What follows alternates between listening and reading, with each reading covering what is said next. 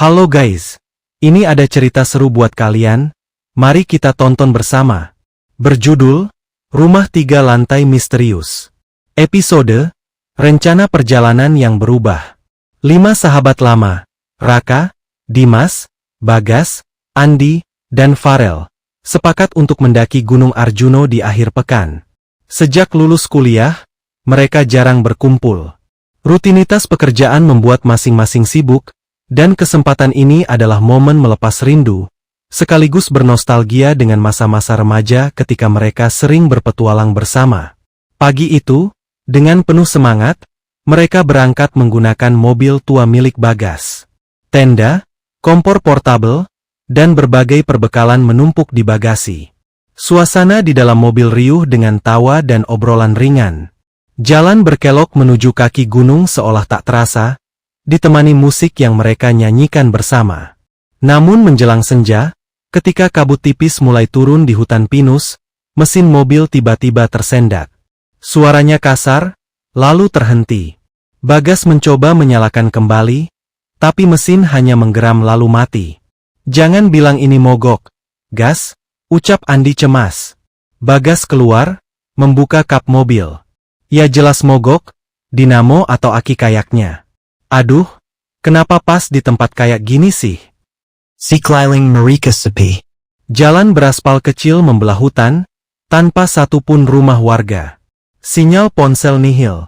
Udara makin dingin, suara serangga malam mulai terdengar. Rasa khawatir pelan-pelan menggantikan tawa tadi. Cerita akan lanjut di part berikutnya. Follow dan subscribe supaya tidak ketinggalan info penting lainnya. Part 2, Rumah yang muncul dari kabut. Saat mereka masih bingung, Farel yang duduk di kap mobil tiba-tiba menunjuk ke arah jalan menurun di sisi kiri. Kabut menyibak perlahan, menampakkan sesuatu yang tak seharusnya ada di sana. "Lihat itu, rumah," katanya pelan. Mereka semua menoleh. Benar saja, di kejauhan tampak sebuah bangunan besar bercat pudar. Rumah 3 lantai berdiri tegak di tengah rimbunnya pepohonan.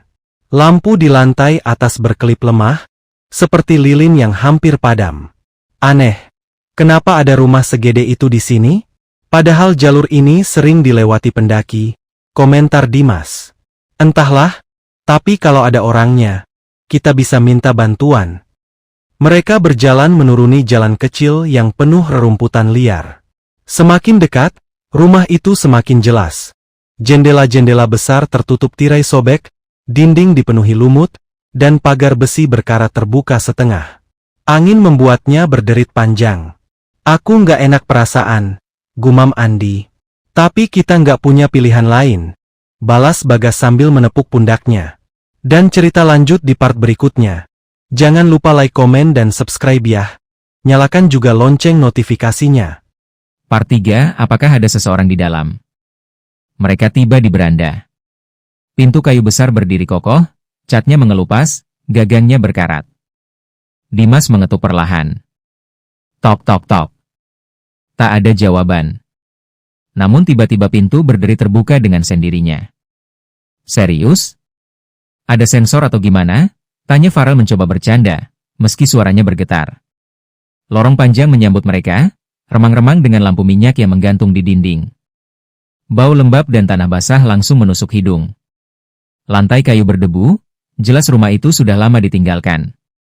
"Permisi. Ada orang?" teriak Raka. Hening. Mereka melangkah masuk satu persatu. Begitu semua berada di dalam, pintu kayu tiba-tiba menutup keras di belakang mereka. Suaranya menggema panjang, membuat bulu kuduk merinding. Bagas buru-buru memutar gagang pintu. "Terkunci. Ini nggak mungkin. Aku barusan masuk dengan gampang," teriaknya. Dari atas, samar-samar terdengar langkah kaki, berat, menyeret. Duk, duk, duk. Seseorang, orang lain, sedang berjalan di lantai 2. Part 4, lorong yang menyesatkan. Ketakutan, mereka memutuskan untuk naik mencari siapapun yang tinggal di rumah itu. Tangga kayu menjerit setiap kali diinjak, seolah menolak kehadiran mereka. Lantai 2 tampak lebih aneh. Lorong panjang dipenuhi pintu kamar rapat tertutup. Cat dinding mengelupas, beberapa bercak merah samar seperti noda lama. Udara di sini lebih dingin, seperti masuk kulkas raksasa. Tiba-tiba, salah satu pintu terbuka pelan. Di dalamnya, sebuah kursi goyang tua bergerak sendiri. Tidak ada angin, tidak ada orang, tapi kursi itu maju mundur perlahan, krek, krek. Andi merasa pundaknya ditepuk. Ia menoleh cepat, tapi hanya mendapati Raka berdiri jauh di ujung lorong. Tidak ada siapapun di dekatnya.